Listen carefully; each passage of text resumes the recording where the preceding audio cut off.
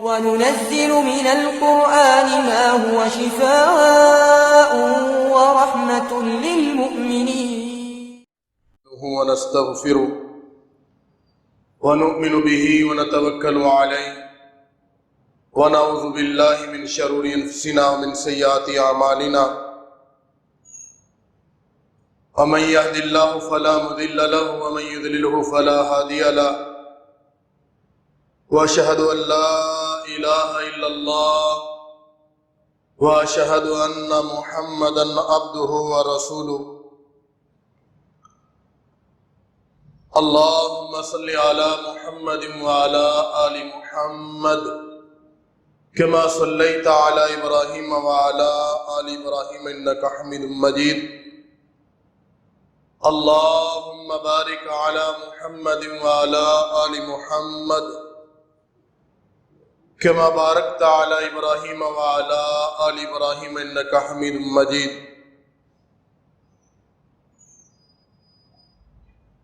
أما بعد فأعوذ بالله السميع العليم من الشيطان الرجيم بسم الله الرحمن الرحيم إن أكرمكم عند الله أتقاكم وقال الله في مقام آخر إن الذين آمنوا ثم كفروا ثم آمنوا ثم كفروا ثم ازدادوا كفرا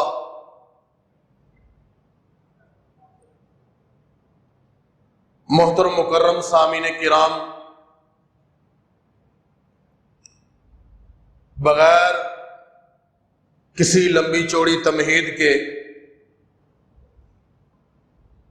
کیونکہ ٹائم پہلے سے ہی کم ہے،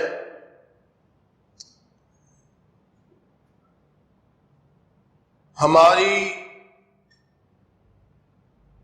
رمضان المبارک کی تمام تر کوششیں کاوشیں ہمارے سامنے ہیں۔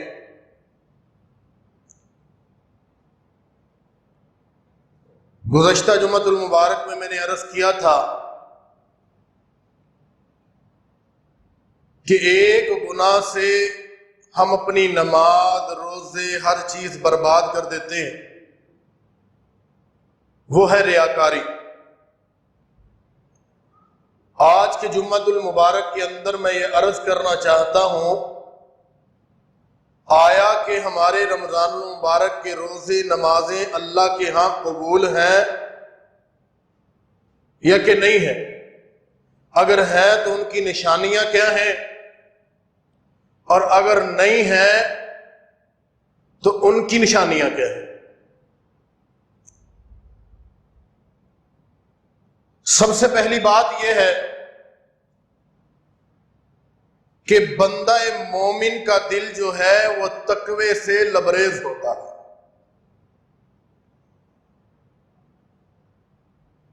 انسان اگر تقوی کے اندر نہیں ہے، اس کے اندر ریاکاری بھی آئے گی، شرک بھی آئے گا، بدگمانی بھی آئے گی، جھوٹ بھی آئے گا، مکاری بھی آئے گی، فریب بھی آئے گا، دھوکہ دہی بھی آئے گی، بے ایمانی بھی آئے گی، حرام کمائی کی لالچ بھی آئے گی، سود کی لالچ بھی آئے گی، سب کچھ آ جائے گا، ایک چیز تقوی کو ٹھکرا دو۔ اور اگر ایک تقوی موجود ہوگا تو یہ ساری چیزیں جب ان کے مقابلے میں شرک آئے گا، دیکھے گا سامنے تقوی کھڑا ہے، بے حیائی آئے گی سامنے تقوی کھڑا ہے، اور حرام روزی آئے گی تو دیکھے گا سامنے تقوی کھڑا ہے، ماں باپ کے ساتھ بدسلوکی آئے گی تو سامنے تقوی کھڑا ہے، شراب نوشی کی چاہت دل میں پلے گی تو سامنے تقوی کھڑا ہے۔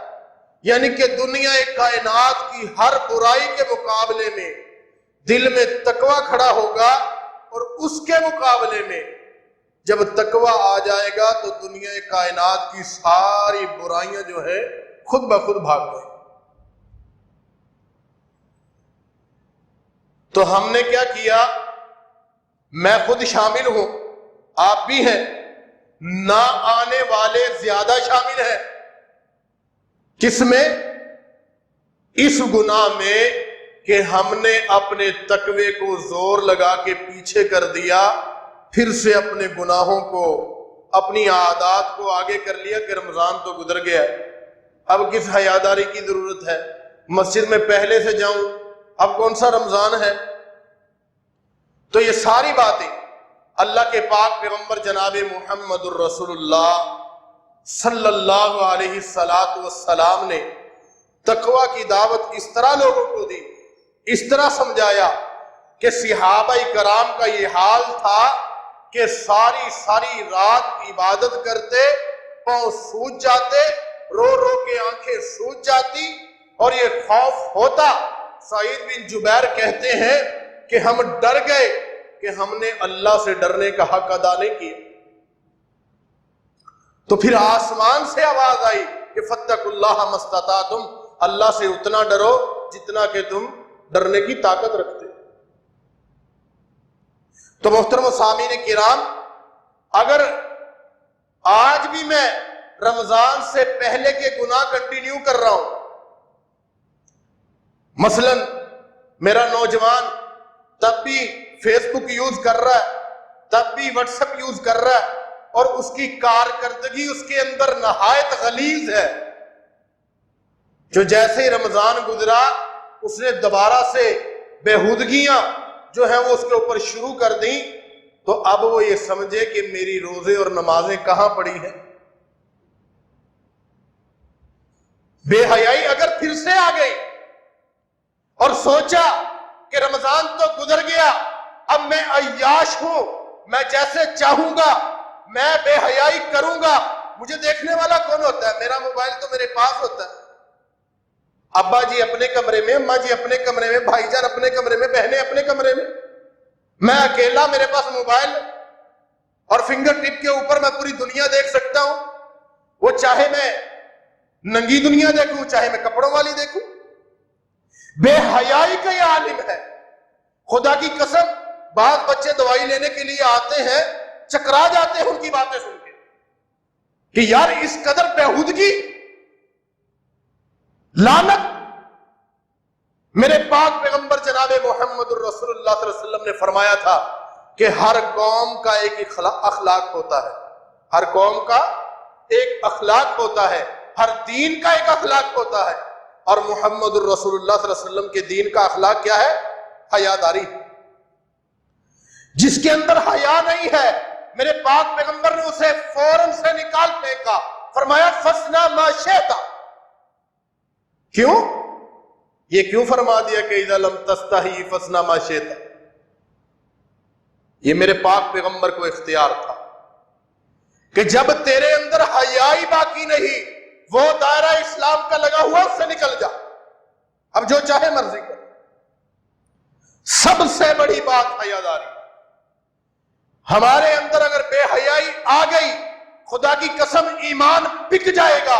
یہ میں نے نہیں کہا، میرے پاک پیغمبر جناب محمد الرسول اللہ صلی اللہ علیہ وسلم نے کہا تھا، فرمایا الحیاء والایمان قرانا، حیا اور ایمان آپس میں قرین ہے۔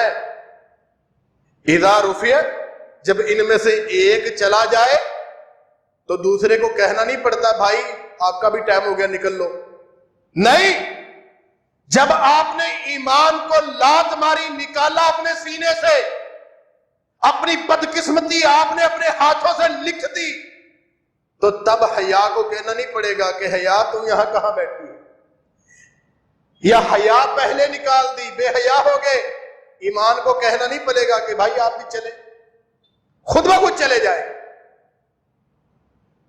ایک دوسرے کے ساتھ یہ اس طرح اٹیچ ہے، ایک کو کھینچ کے نکالو گے دوسرا خود بخود نکل جائے۔ تو میرے بھائیوں، خاص طور پہ ہماری نوجوان نسل حیران و پریشان ہو جاتے ہیں ان کی باتیں سن کے، لیکن میرے دوستو اپنی دنیا برباد کرتا ہے، اپنی ازدواجی زندگی برباد کرتا ہے، اور اس کے ساتھ ساتھ اپنی آخرت، اپنا ایمان برباد کرتا ہے بے حیا۔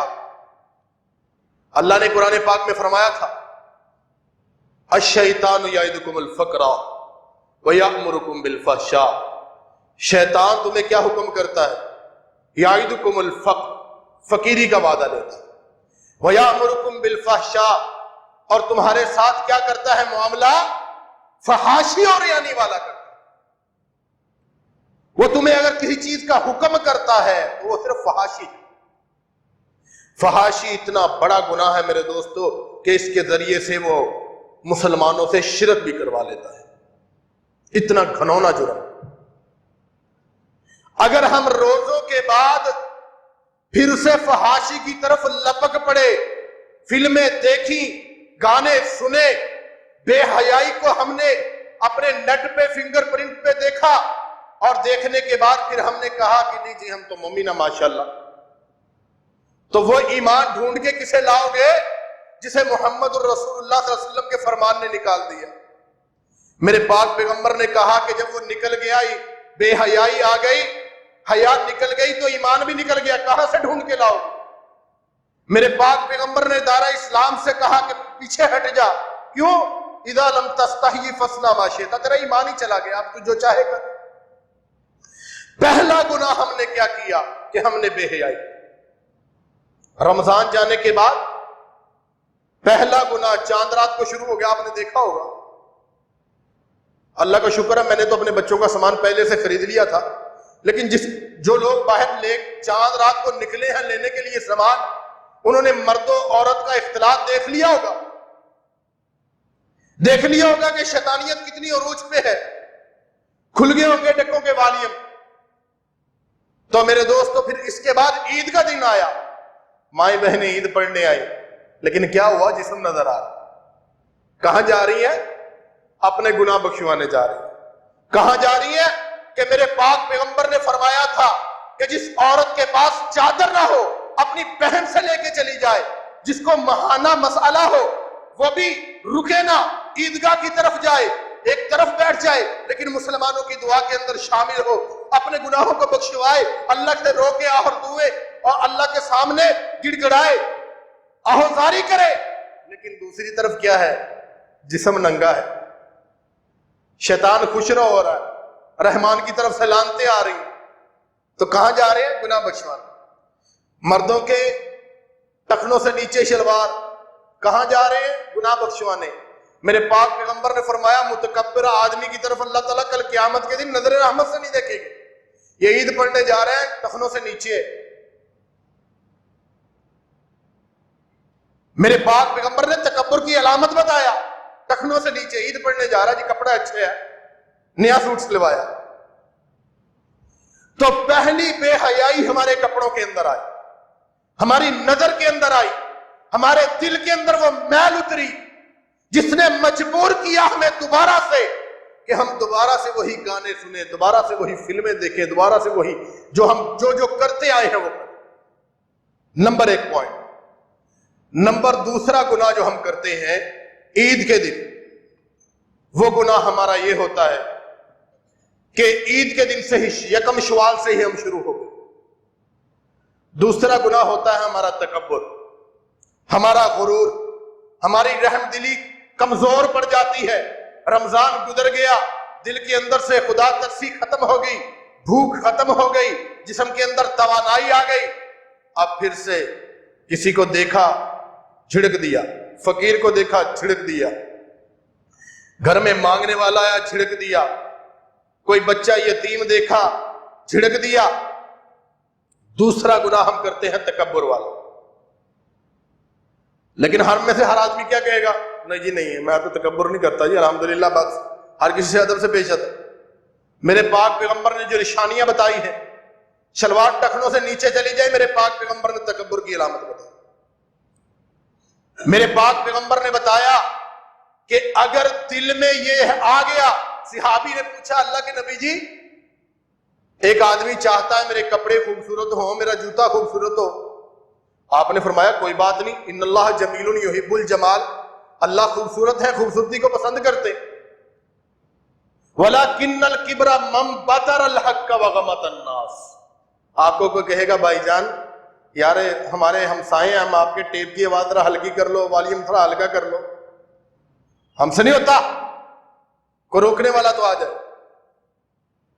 تکبر آ گیا، کسی نے برائی سے روکا، بدر الحق، حق کو اس نے پچھاڑ دیا، دور پھینکا۔ اس نے کیا کہا کہ میں نہیں مانتا حق کو یار۔ نماز پڑھنے چلے اور جا بڑا ملا، حق کو پچھاڑ دیا۔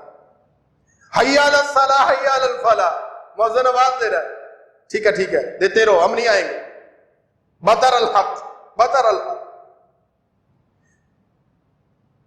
کسی سے لڑائی ہوگی بھائی جان، کوئی بات نہیں یار، نرمی سے پیش آؤ، اخلاق سے پیش آؤ، کوئی بات نہیں، تو کونوں نہ پیچھے۔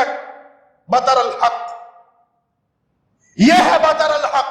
حق کی آواز کانوں میں پڑی اور اسے ٹھوکر مار دی، رد کر دیا۔ ایک یہ تکبر ہے، اور دوسرا کیا تکبر میرے پاک پیغمبر نے فرمایا؟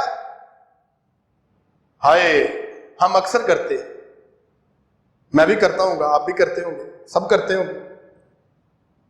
رؤوف الرحیم نبی ہے، یتیم بچے کو دیکھتے ہیں، گود میں اٹھاتے ہیں، روتا ہے، پوچھا کون ہو؟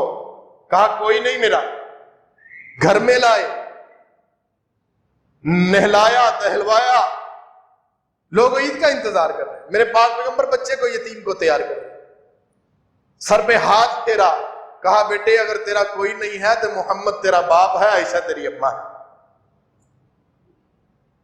تو ہمارا کیا؟ وَلَكِنَّ الْكِبْرَ مَنْ بَطَرَ الْحَقَّ وَغَمَطَ النَّاسِ، ہم لوگوں کو حقیر جانتے ہیں، اپنے سے کمتر جانتے ہیں۔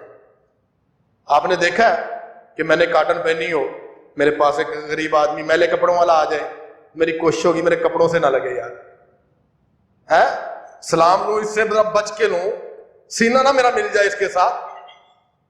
حقارت کی نظر سے دیکھا کہ اس کے پاس مال کم ہے، میرے پاس تو بائک ہے اتنی مہنگی، میرے پاس کار ہے، میرے پاس فلاں گاڑی ہے، میں تو اتنی روپے جائیداد کا مالک ہوں، میرا اس سے تعلق نہ تھا، کیا میں اس کو کیوں سلام عرض کروں؟ میرا کیا بنتا ہے بھائی؟ یہ سلام کرتا ہے تو 100 بار کرے، میری حیثیت ہے، سٹیٹس ہے، بینک بیلنس ہے، میں اس کو سلام کیوں کروں بھائی؟ اس کے پاس کیا ہے؟